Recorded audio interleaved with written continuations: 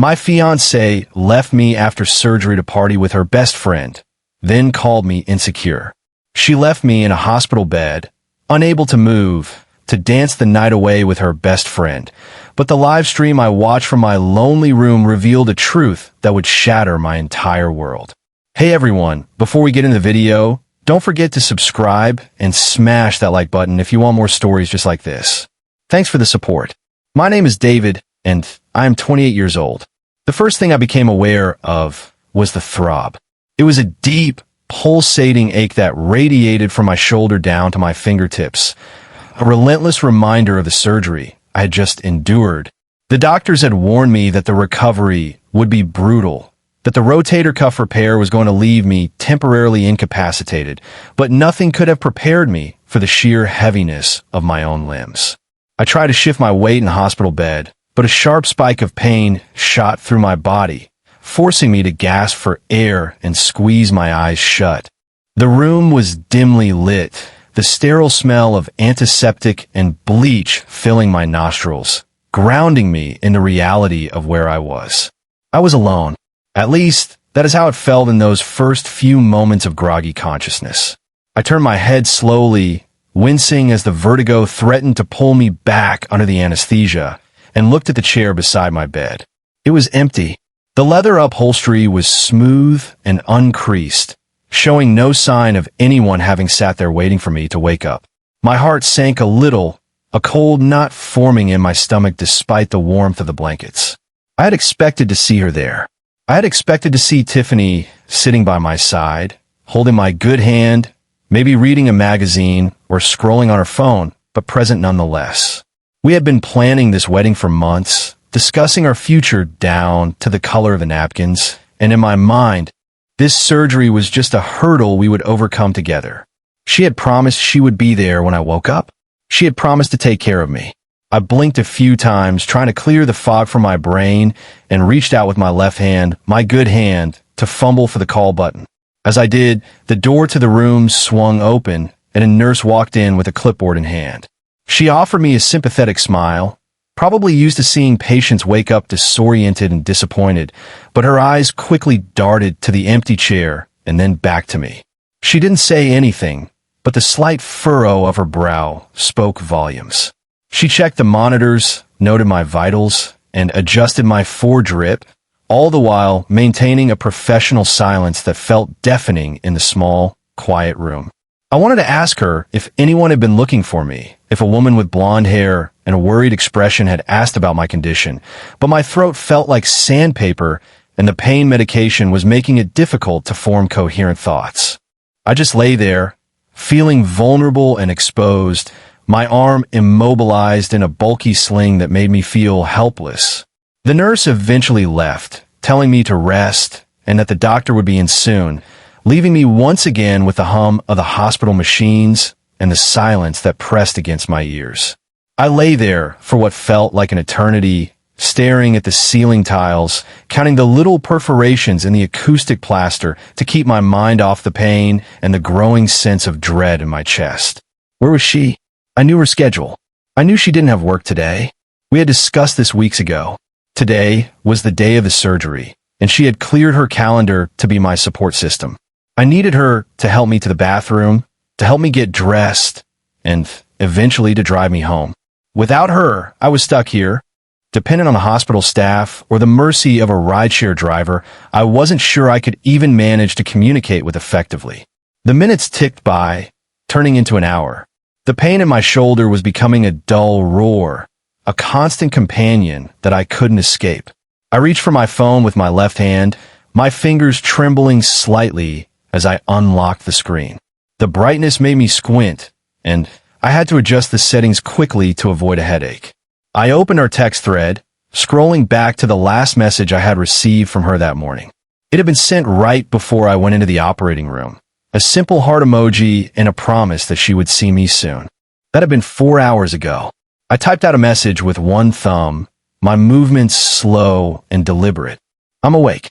In room 304. Are you close? I watched the screen, waiting for the bubbles to appear that would indicate she was typing. Nothing. I waited another 5 minutes, the silence in the room amplifying the anxiety that was starting to churn in my gut. I refreshed the page, thinking maybe the connection was bad, but the signal was strong. I opened Instagram, needing to see something, anything, to assure me that she was okay and that she hadn't forgotten about me. As the app loaded, the first story that popped up was from Jason. He was my fiancé's best friend, a guy she had known since college, and whom she spent an inordinate amount of time with. I had always tried to be cool about it, telling myself that I trusted her and that their friendship was platonic, but lately, things had fell off. The video started to play, loud music blasting from the tiny speaker. It was a live stream. The camera was shaking, showing a crowded club, neon lights flashing over a sea of dancing bodies. I could hear Jason laughing, shouting over the music about how tonight was going to be legendary. Then the camera panned. It focused on a girl in the middle of the dance floor, throwing her head back, laughing with a drink in her hand. It was Tiffany. She was wearing the top I had bought her for her birthday last month, the one she said she would save for special occasions. She looked happy. She looked carefree. She looked like she was a million miles away from a hospital room. I stared at the screen, my heart hammering against my ribs so hard I thought it might burst. She wasn't in the waiting room. She wasn't in the cafeteria. She was at a club. With him. And she hadn't even sent me a text to say she wasn't coming. The video looped, playing again as I sat there paralyzed, the physical pain of my surgery suddenly taking a back seat to the searing agony of betrayal. I watched Tiffany throw her hands in the air, her body moving rhythmically to the bass that thumped through the phone. She looked radiant, glowing under the purple and blue strobe lights, a stark contrast to the pale, weakened man lying in a hospital bed with a tube in his arm. Jason zoomed in on her face, laughing, and she blew a kiss at the camera, presumably for him, or perhaps for the anonymous audience watching the live stream. I felt sick to my stomach. I felt the bile rise in my throat, hot and acidic, as the reality of the situation settled over me like a heavy, suffocating blanket. I pressed pause on the video, my finger hovering over the screen, trembling with a mixture of rage and confusion. How could she do this? How could she lie to my face? Just this morning, as I was being prepped for surgery, she had kissed my forehead and told me not to worry, that she would be right there waiting when I opened my eyes. We had talked about the risks, the recovery time, and how hard it would be for me to do basic tasks like cooking or driving for the next few weeks. She had nodded solemnly, promising to take on the burden, to be my rock. And now, for hours later, she was partying in a club, dancing with the one man I had ever felt insecure about in our relationship. I navigated away from Instagram and opened my messages again. My previous text remained unread. The anger began to bubble over, displacing the hurt. I wasn't just a victim of circumstance. I was being actively disregarded. I started typing again, my thumbs smashing against the glass. I saw Jason's story. You're at a club? Are you kidding me? I hit send before I could stop myself, not caring if I sounded desperate or controlling. I had a right to know why my fiancée, who was supposed to be taking care of me, was out getting drunk while I was recovering from major surgery. I stared at the phone, watching for the three dots. Nothing. I refreshed the message thread. Still nothing. I could feel my heart rate climbing, the monitor beside me beeping a little faster in rhythm with my pulse. I felt foolish. I felt like a cliché, the guy whose girlfriend is out living her best life while he suffers at home. I thought about calling her, but I knew she wouldn't hear it over the music. Even if she did, would she answer? Or would she silence it and ignore me, pretending that I didn't exist, that my needs didn't matter? 10 minutes passed. Then 20. The anger began to curdle into a cold, hard realization. This wasn't an accident. She hadn't been dragged there against her will. She had chosen to go. She had gotten dressed, done her hair and makeup, and left the hospital to go to a club.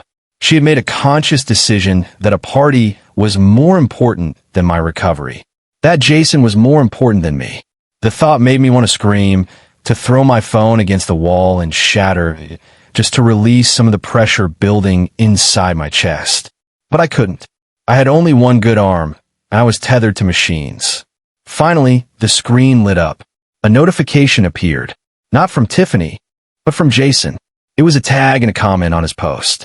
The best night ever with my favorite girl. I clicked on it, and it took me to the photo he had just posted. It was a picture of the two of them, close together, cheeks touching, holding up their drinks. The caption read, "Pre-gaming for the main event. Who needs sleep?" I felt the blood drain from my face. They were pre-gaming? That meant they had been drinking for a while, that this wasn't a spontaneous decision. This was the plan all along. I opened the message thread one last time and typed, "I need an explanation." Now, almost immediately, the bubbles appeared. She was typing. My breath hitched in my throat, waiting for the excuse, the lie, the explanation that would somehow make this okay. "Babe, chill," the message read. Jason needed support. It's his birthday weekend. I couldn't leave him alone. I stared at the words, reading them over and over again, trying to process the sheer audacity of them. Jason needed support? I was the one who had just been cut open. I was the one who couldn't lift a glass of water to his lips. And she had left me alone to support a grown man who was perfectly capable of celebrating his birthday on his own. I felt a wave of dizziness wash over me, and I wasn't sure if it was the medication or the emotional blow. "I just had surgery," I typed back, my vision blurring with tears of frustration. "You promised you'd be here." "I'm coming back later," she replied. "Don't make a big deal out of this. You're just groggy from the meds. Go to sleep." I read the message and wanted to laugh hysterically. I was groggy. I was insecure. I was the one making a big deal. She had gaslit me so many times in the past, making me question my own reality when she did things that hurt me, but this was too big, too blatant to ignore.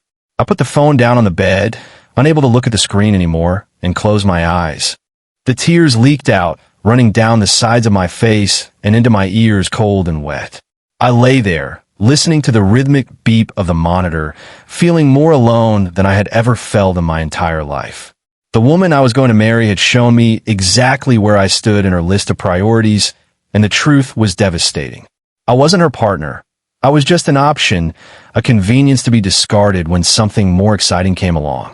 The hospital room grew darker as the sun dipped below the horizon outside the window, the last few rays of light casting long, eerie shadows across the floor. The nurse came in periodically to check on me, offering sympathetic smiles and adjusting my medication, but they were just doing their job. They didn't know me. They didn't know the woman who was supposed to be sitting in that empty chair. The silence in the room was heavy, oppressive, and it gave me too much time to think. My mind raced, replaying the last few months of our relationship, searching for signs I had missed, red flags I'd chosen to ignore because I loved her. I remembered the late nights she spent on the phone with Jason, giggling in the other room while I tried to sleep. I remembered the times she canceled our dinner plans because Jason had a crisis, usually a breakup or a bad day at work, that required her immediate attention. I remembered the way she looked at him sometimes, a lingering glance that I had convinced myself was just platonic affection. I realized now that I had been complicit in my own deception, choosing to turn a blind eye to the obvious because I wanted our future to work. I wanted the wedding, the house, the kids we had talked about. I wanted the fairy tale ending. But fairy tales don't end with you lying in a hospital bed while your fiancé parties with another man. The pain medication was making me drowsy, pulling me down into a foggy abyss, but I fought against it, terrified of what dreams might come. Every time I closed my eyes, I saw the video of her dancing, carefree and happy, completely unburdened by my existence. It was a visual I couldn't scrub from my brain, a loop of betrayal that played on an endless repeat. My shoulder throbbed with a persistent, dull ache. I tried to shift my position, but the sling pulled tight, sending a sharp jolt of pain through my body. I gritted my teeth, letting out a strangled groan into the empty room. I needed water. I needed to use the restroom. I needed help with the most basic human functions, and there was no one there to provide it. I looked at the call button again, debating whether to bother the nurse again for something so trivial, but my pride was the only thing I had left, and it was hanging by a thread. Suddenly, my phone buzzed on the blanket. I picked it up, my heart leaping into my throat, hoping it was Tiffany calling to say she was on her way, that she had made a terrible mistake and was coming to take me home. Instead, the screen showed a notification from a banking app. It was a transaction alert. A charge for $200 at the Velvet Room, the most exclusive club in the city. And right below it, another charge for $400 at a liquor store. It was her card, our joint account, the card we had agreed to use only for shared expenses, for the wedding, for our life together. She was using our wedding fund to buy drinks for herself and Jason. I felt the anger flare up again, hotter and brighter than before. It wasn't just about the abandonment. It was about the disrespect. She was spending our money I had been working overtime to save for our honeymoon, on a night out with a man who was destroying our relationship. I opened the banking app and stared at the numbers, the cold, hard proof of her priorities. $200 for a VIP table. $400 for bottles of champagne. It was a slap in the face. I opened our text thread again. I wanted to scream at her, to call her every name in the book. But I knew it wouldn't make a difference. She would just spin it around, call me jealous, tell me I was controlling the finances. So instead, I typed, "You're using our joint account for this?" The reply was instant, sharp and biting. "I'll pay you back, David. Stop being so stingy. It's just money. Just money." I whispered into the silence. "It's our wedding money." "Oh my God," she texted back. "You are so insecure. It's Jason's birthday. Can't you just be happy for me for once? You're always so needy when you're sick. It's exhausting." I stared at the word needy. Needy because I wanted my fiancée to hold my hand after surgery? Needy because I expected her to keep her promises? The gaslighting was so thorough, so calculated, that for a split second, I almost believed her. Maybe I was being unreasonable. Maybe I was the problem. But then I looked at the empty chair. I looked at my immobilized arm. I looked at the transaction history. No, I wasn't the problem. She was. I put the phone down, unable to type anymore. My battery was dying, mirroring the dwindling hope in my chest. I lay there in the semi-darkness, listening to the sounds of the hospital, the distant squeak of rubber shoes on linoleum, the soft chime of an elevator, the muffled voices of nurses at the station. It was a world of care and healing, a world where people were dedicated to making others feel better. And I was trapped in it, feeling worse than I ever had in my life. Hours passed. The night wore on. I drifted in and out of a restless sleep, plagued by fragmented dreams of falling, of being chased, of reaching out for a hand that wasn't there. When I finally woke up, the room was pitch black, save for the glow of the machines. I checked my phone. 2 a.m. No new messages. She wasn't coming back tonight. She was still out, still drinking, still living her life as if I didn't exist. I felt a cold resolve settle over me. A hardening of my heart that I knew would change everything. The love was still there, buried under layers of hurt and betrayal, but the trust was gone. And without trust, there was no relationship. I wasn't just angry anymore. I was done. Morning light filtered through the blinds, harsh and unforgiving, illuminating the dust motes dancing in the sterile air. I woke up with a start, my body stiff and sore, my mouth dry and tasting of old metal. For a split second, I forgot where I was, forgot the events of the previous day. I instinctively tried to stretch, only to be met with the sharp, shooting pain in my shoulder that brought reality crashing back down on me. I groaned, squeezing my eyes shut against the sunlight, wishing I could just disappear. I turned my head toward the chair. Still empty. The sheets beside me were undisturbed. She hadn't come back. She hadn't even sent a good morning text. I picked up my phone, wincing at the brightness of the screen. 7:30 a.m. My battery was critically low, sitting at 4%. I plugged it into the wall charger and waited for it to come back to life. As soon as it did, the notifications flooded in, mostly work emails and spam. But there, buried in the list, was a single text from Tiffany, sent at 4:15 a.m. Staying at Jason's. Too drunk to drive. Don't wait up. I read the message, my eyes wide, my breath catching in my throat. She was staying at his house. The implications were glaring, screaming at me from the glowing screen. I felt the blood rush to my head, a hot, pounding pressure that made me dizzy. She hadn't just gone to a club with him. She hadn't just abandoned me at the hospital. She had spent the night at his house. Alone. Drunk.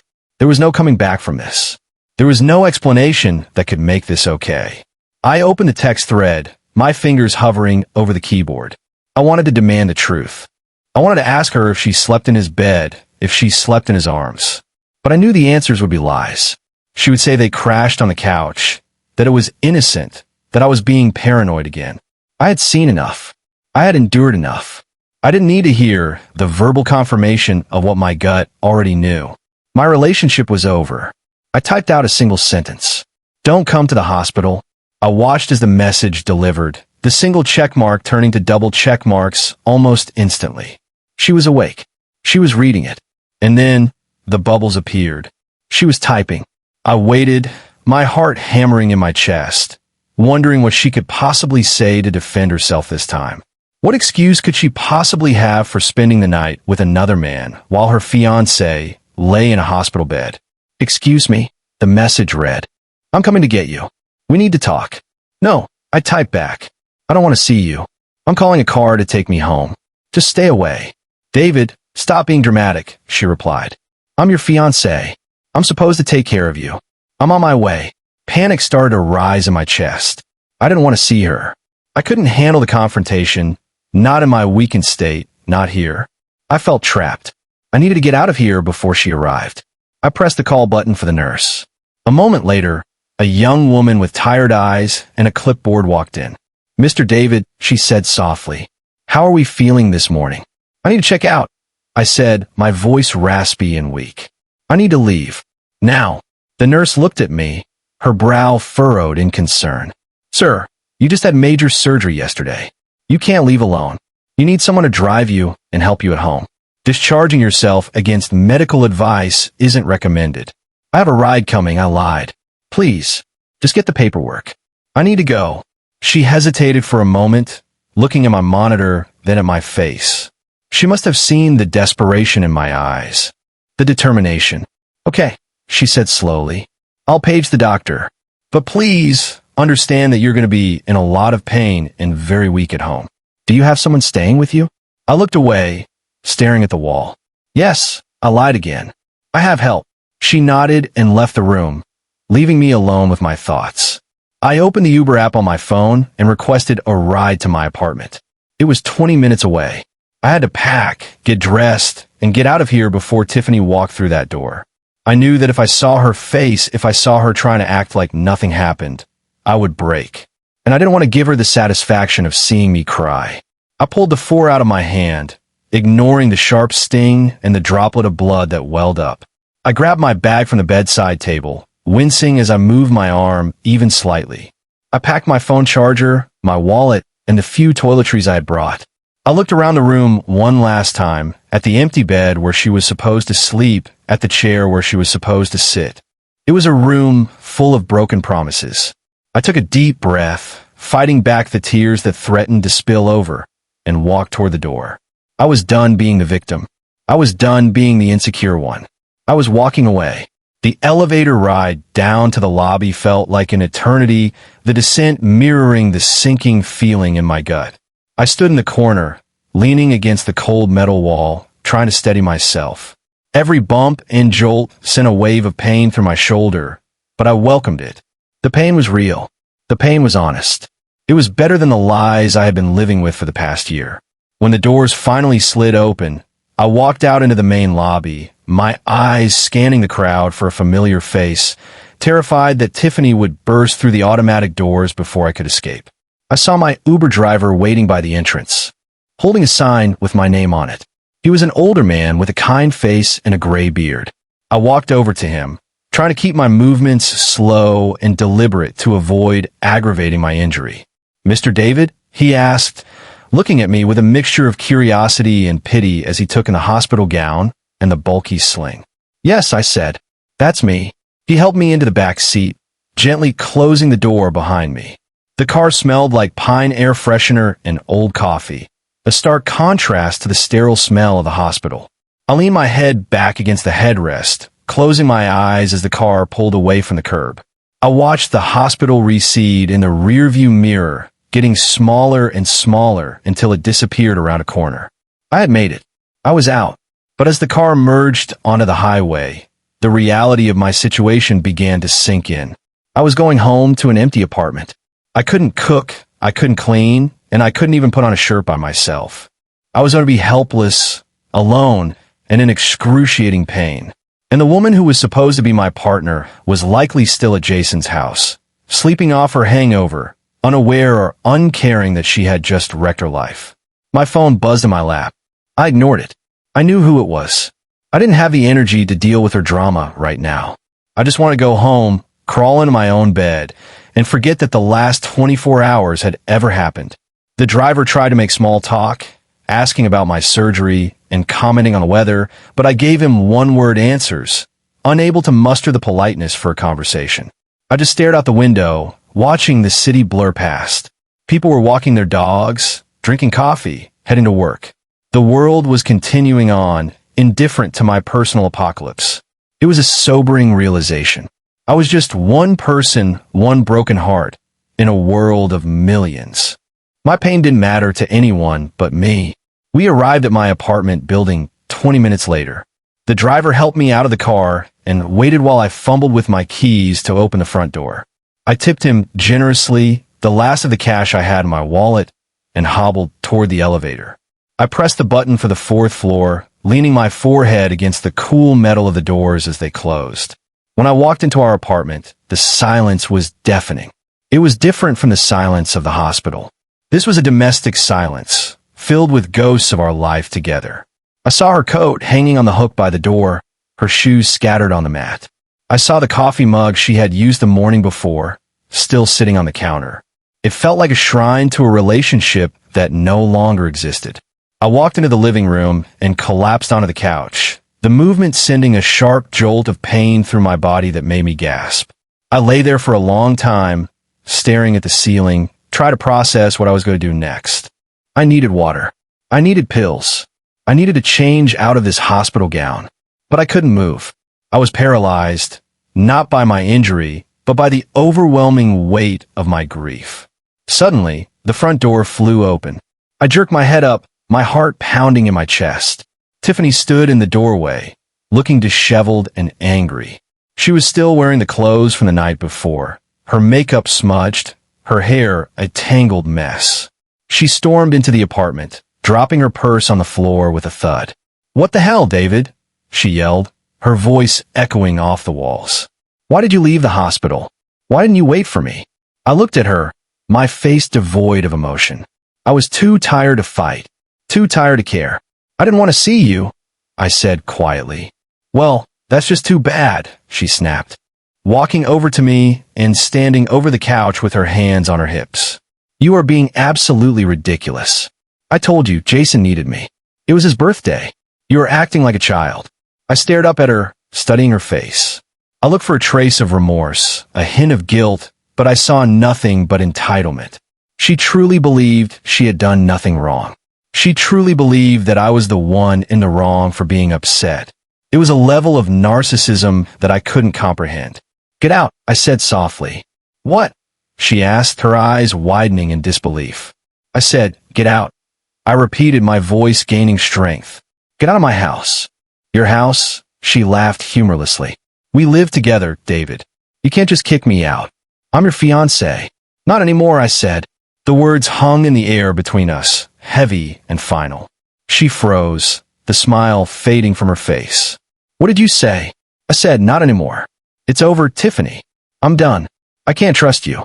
I don't want to be with someone who leaves me in the hospital to party with her best friend. I'm done." She stared at me, her mouth opening and closing like a fish out of water. For a moment, I saw a flash of panic in her eyes, a realization that she had pushed me too far. But it was quickly replaced by anger. "You're pathetic," she spat. "You're throwing away 3 years because you're insecure? Because I had one night of fun? You're going to regret this, David. You're going to be all alone here, miserable, with no one to help you. And then you'll come crawling back." She grabbed her coat and her purse, storming toward the door. "Fine," she yelled over her shoulder.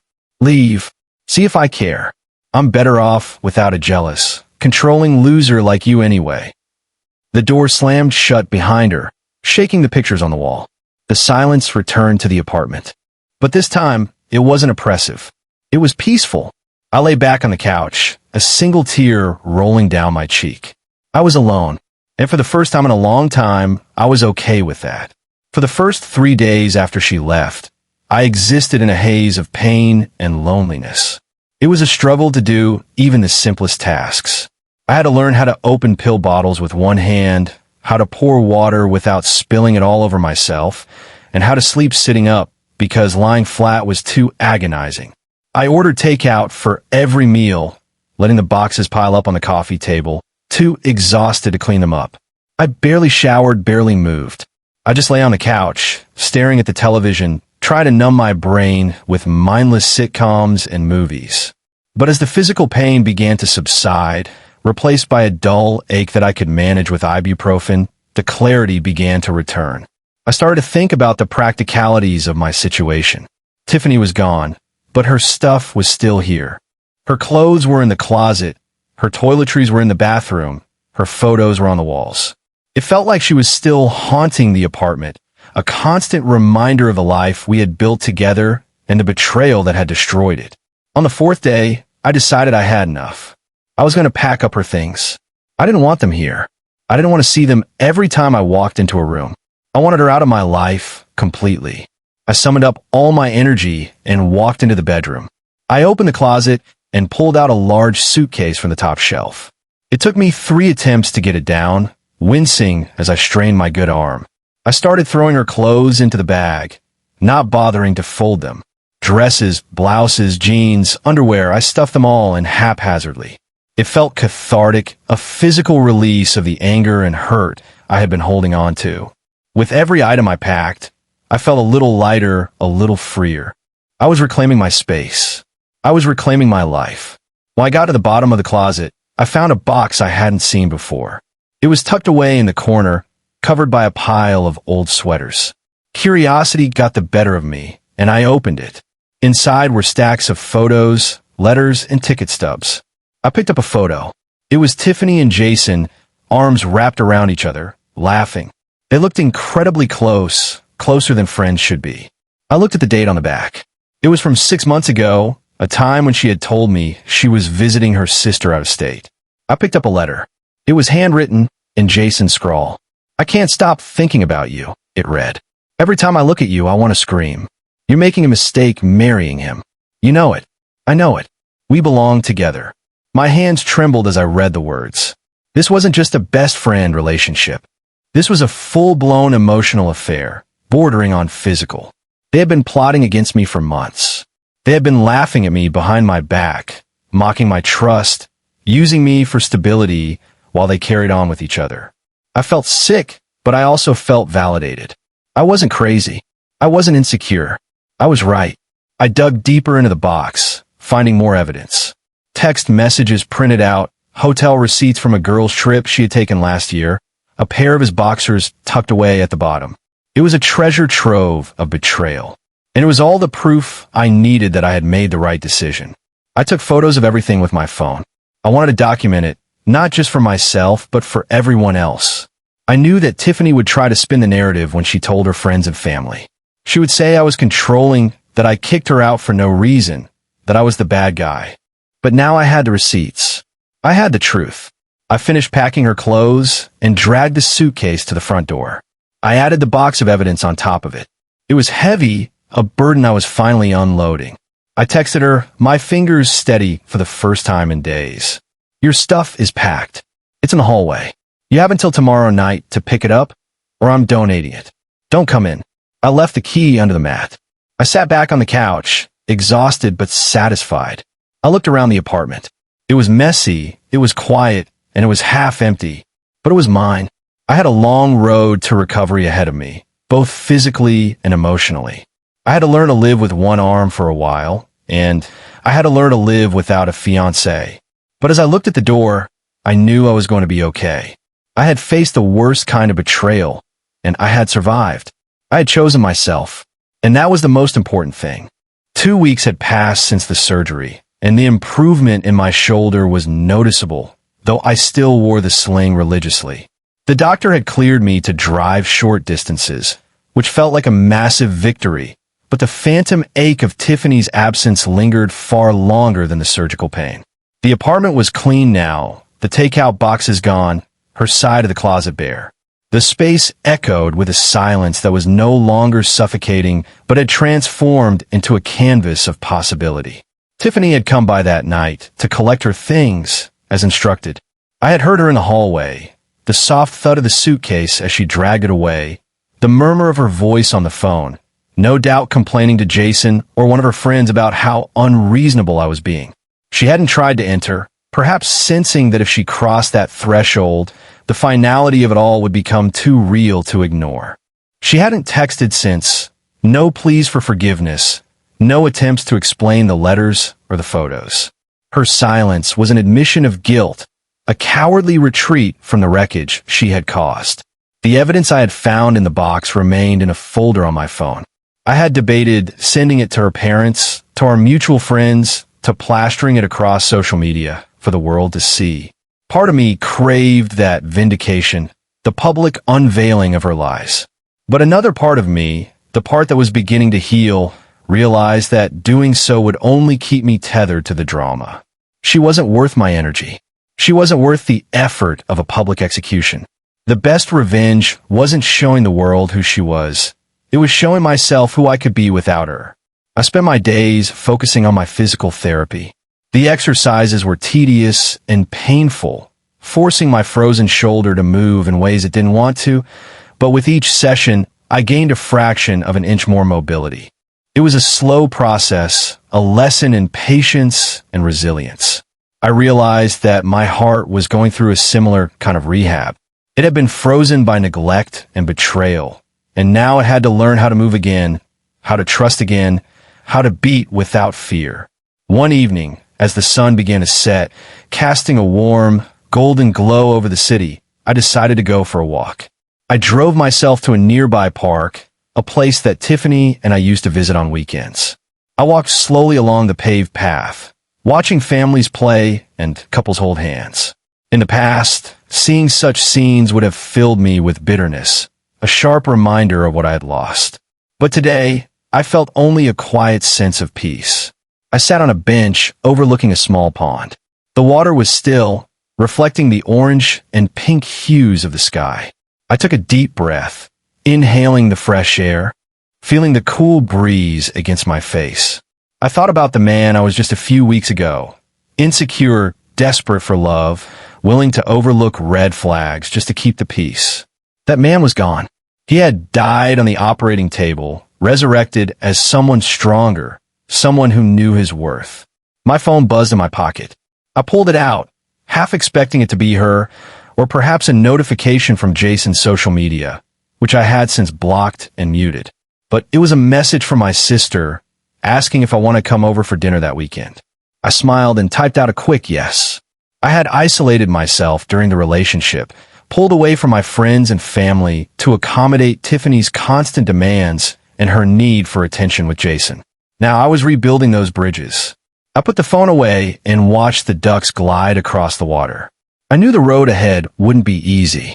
There would still be nights of loneliness, moments where the pain flared up and the memories threatened to pull me under. But I also knew that I was capable of overcoming them. I had survived the surgery. I had survived the betrayal. I had survived the end of a 3-year relationship. I stood up from the bench, testing my shoulder. It still ached, but the movement was smooth. I started walking back toward the car, my steps a little lighter, my head a little higher. I wasn't looking back anymore. I wasn't wondering where she was or what she was doing. I wasn't worrying about being insecure. I was just David, 28 years old, walking into a future that belonged entirely to me. And for the first time in a long time, the future looked bright. The party was over for her, but my life was just beginning.